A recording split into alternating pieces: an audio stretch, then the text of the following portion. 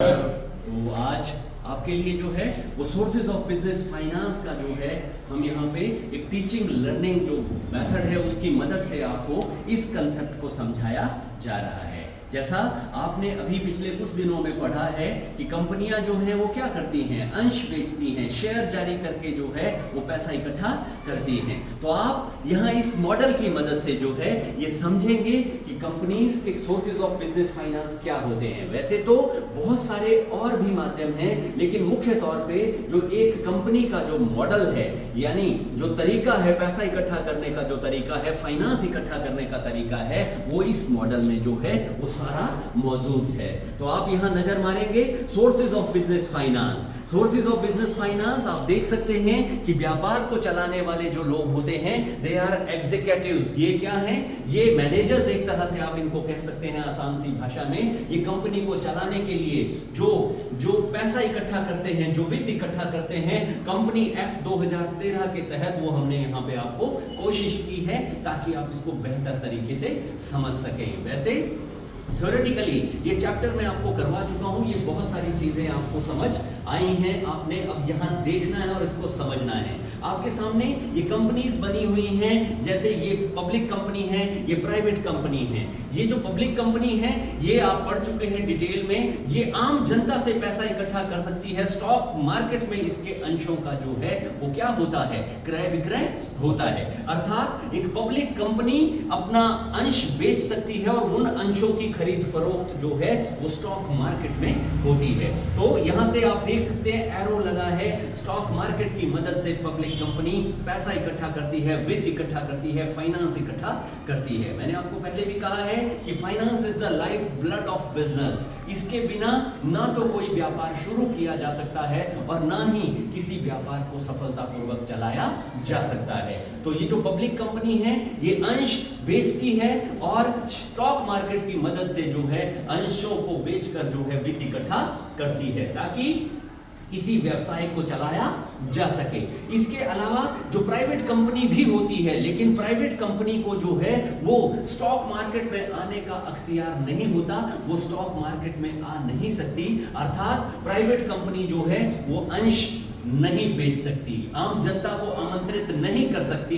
अर्थात यही इन दोनों में एक मेजर डिफरेंस भी होता है कि जो पब्लिक कंपनी है वो अंश बेचने के लिए, आम जनता को अंश बेचने के लिए स्टॉक मार्केट में आती है और इसकी लिस्टिंग करवाने के बाद वहां पे इस कंपनी के अंशों का खरीद फरोख्त अर्थात क्रय विक्रय होता है। जबकि प्राइवेट कंपनी का आप ध्यान देंगे वहां क्रॉस लगा हुआ है, अर्थात प्राइवेट कंपनी जो है वो यहाँ पे अंश नहीं बेच सकती। अब मैं आपको यहाँ बता दूं कि जो शेयर होते हैं वो दो तरह के हैं। अगर आप सीधा नीचे जाएंगे तो इक्विटी शेयर्स और प्रेफरेंस शेयर्स। इसके अलावा एक और तरीका है कंपनी जिसकी मदद से फाइनेंस इकट्ठा कर सकती है, वो है डिवेंचर्स जारी करना।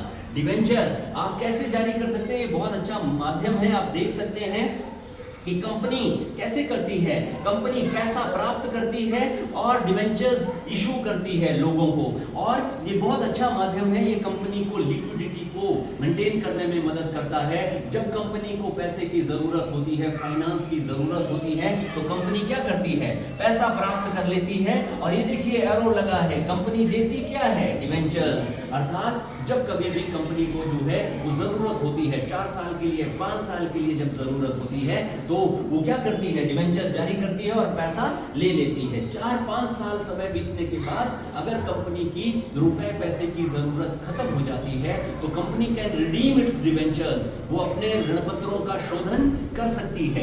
कैसे कर सकती है, कुछ नहीं है, लोगों का पैसा वापस कर देना है और उसके बाद जो है लोगों के जो डिवेंचर्स हैं, जो उनको हमने जारी किए थे, कागज का टुकड़ा, ऋण पत्र जो उनको हमने दिया था, वो हम उससे क्या कर लेंगे, हम उससे ले लेंगे। अर्थात कंपनी जो है जब जरूरत हो तो डिवेंचर जारी कर देती है और 4 साल 5 साल के बाद जब जरूरत खत्म हो जाती है तो लोगों का पैसा वापस करके अपने डिवेंचर्स को वापस भी ले सकती है।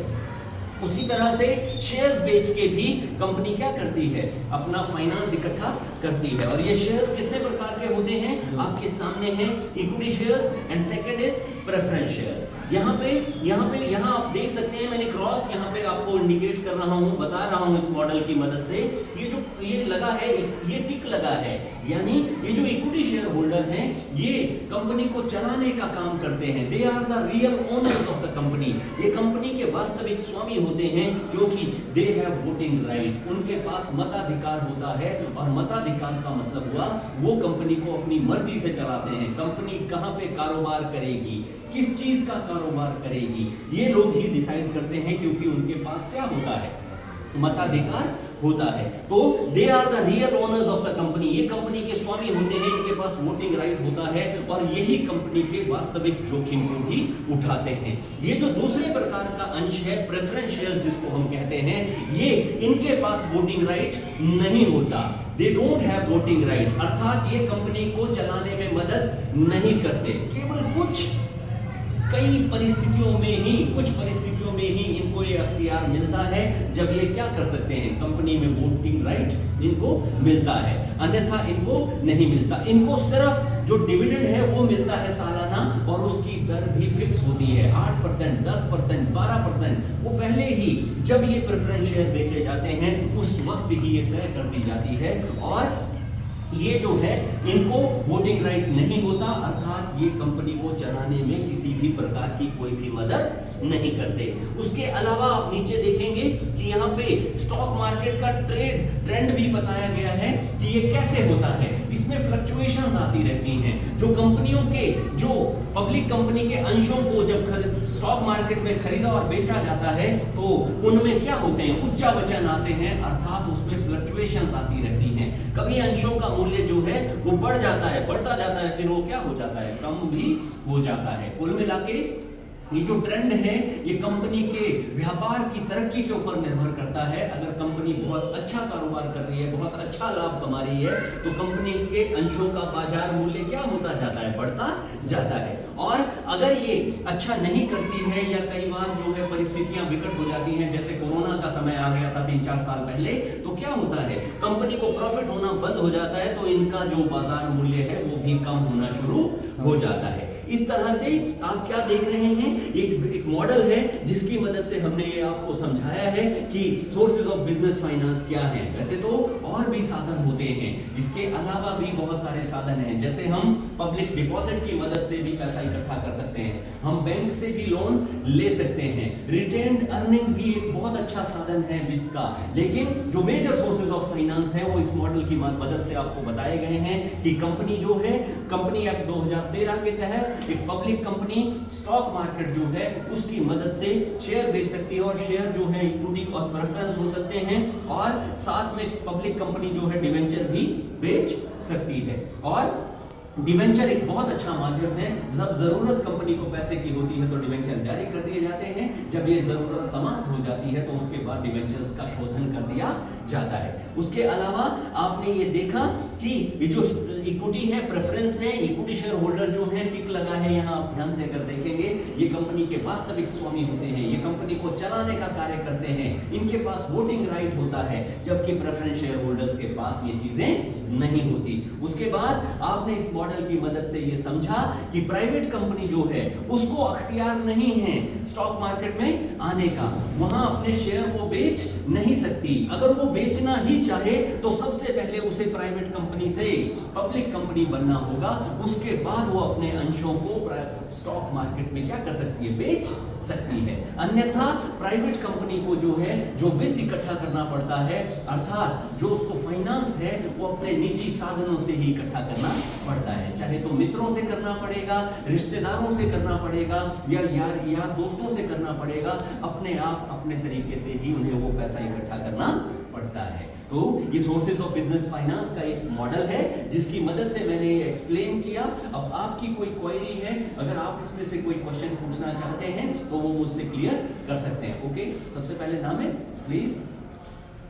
सर जो अगर प्राइवेट कंपनी को अगर हम पब्लिक कंपनी में कन्वर्ट करेंगे तो उसके लिए और फॉर्मेलिटी भी होगी। बिल्कुल, बहुत अच्छा क्वेश्चन है नामित का कि अगर एक प्राइवेट कंपनी को, मैंने पहले ही कहा प्राइवेट कंपनी जो है वो उसे निजी साधनों से ही पैसा इकट्ठा करना पड़ता है, वो स्टॉक मार्केट में नहीं आ सकती, आम जनता को शेयर नहीं बेच सकती, लेकिन वो अपने व्यापार को अगर बढ़ाना चाहती है, अगर वो चाहती है कि मैंने शेयर बेचने थे और आम जनता को आमंत्रित करना था, तो उसे जो है प्राइवेट कंपनी से पहले पब्लिक कंपनी में बदलना पड़ेगा, अपने आप को कन्वर्ट करना पड़ेगा। और कंपनी एक्ट में ये प्रोविजंस हैं, वो औपचारिकताएं पूरी करनी पड़ती हैं, और वो जो प्राइवेट कंपनी है वो पब्लिक कंपनी बनकर जो है स्टॉक मार्केट में क्या कर सकती है, वो आ सकती है और अपने शेयरों को जो है, जो उसके शेयर्स हैं वो आम जनता को बेच सकती है। ओके, एनीबडी एल्स, कोई और पूछना चाहे, किसी के दिमाग में कुछ चला हो? क्लियर है? तो ये क्या था, एक मॉडल था जिसकी मदद से हमने ये समझा कि सोर्सेज ऑफ बिजनेस फाइनेंस क्या होते हैं, और कंपनी एक्ट के तहत जो है कितनी कंपनियां होती हैं वो भी आपको इस मॉडल की मदद से पता चल रहा है। और पब्लिक कंपनी स्टॉक मार्केट में शेयर बेचती है, शेयर दो प्रकार के होते हैं, साथ में डिवेंचर भी एक मुख्य साधन है बिजनेस फाइनेंस इकट्ठा करने का, और वो कभी भी कंपनी जो है क्या कर सकती है, उसका शोधन भी कर सकती है। ठीक है, तो ये था आपका ये मॉडल। तो थैंक यू।